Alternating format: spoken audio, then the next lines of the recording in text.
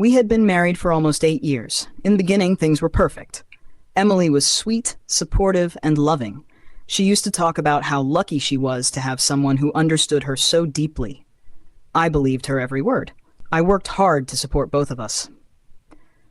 She wanted to start her own interior design business, so I agreed to take on more work to make it happen. I even left my corporate job to freelance so I could help her with client emails, calls, scheduling, and invoices. Soon, my role shifted from being her partner to being her unpaid assistant. She'd laugh and joke, saying, "You're such a good secretary," and I'd smile, brushing it off as a harmless joke. But over time, the way she said it started to sting. At first, she appreciated my help. Then she started expecting it. No thank yous, no consideration, just constant demands. Print these, send that, handle the client, call the vendor. I did it all. She began spending more time outside the house, always claiming she was meeting clients or visiting showrooms. I trusted her.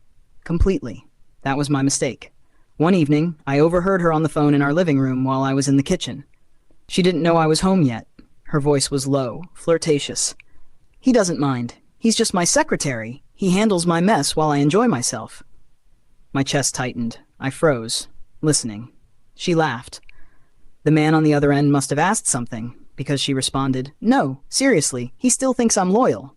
That's how good he is at being stupid." I didn't confront her right away. I wanted to be sure.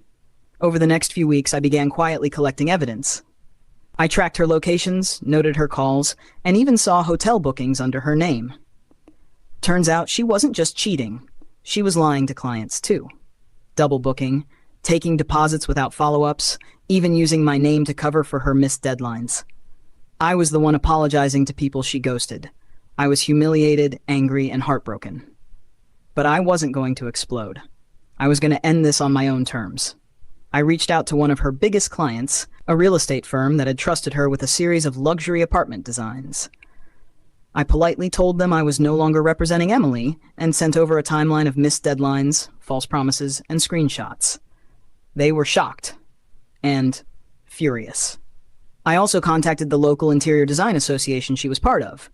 With all the documentation I had, they launched a review into her unethical practices. Her reputation began to crumble quickly. But I wasn't done. I found out about the guy she was cheating with, Trevor, a sleazy guy who owned a local furniture boutique. I paid him a visit, pretending to be interested in a custom order. While discussing the project, I casually mentioned that I was Emily's husband. His face went pale. That same evening, we had a dinner party at our home with a few of Emily's close friends and a couple of clients she wanted to impress. She asked me to set everything up: food, table decor, music. I did it all, quietly.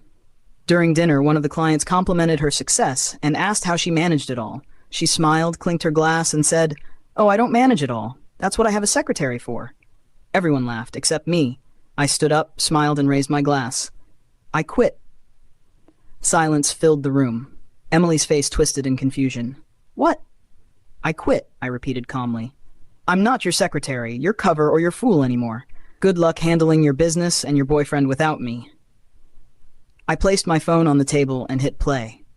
A short recording played, her voice calling me stupid, calling me her secretary, mocking me. Her friends stared at her in disbelief. One of her clients got up and left. Another asked, "Is that real?" I just nodded. I turned and walked out, never looking back. Over the next few weeks, her world unraveled. She lost several clients. Her name got removed from the association. And Trevor? He dumped her once he realized she had no business left and her dirty laundry was out in the open. I filed for divorce. She tried calling, begging, apologizing, but I was done. I started over, picked up new clients for myself, and built a small business of my own. I wasn't anyone's secretary anymore. Sometimes I still hear her words in my head. But louder than that, I hear my own reply. I quit. And that, more than anything, set me free.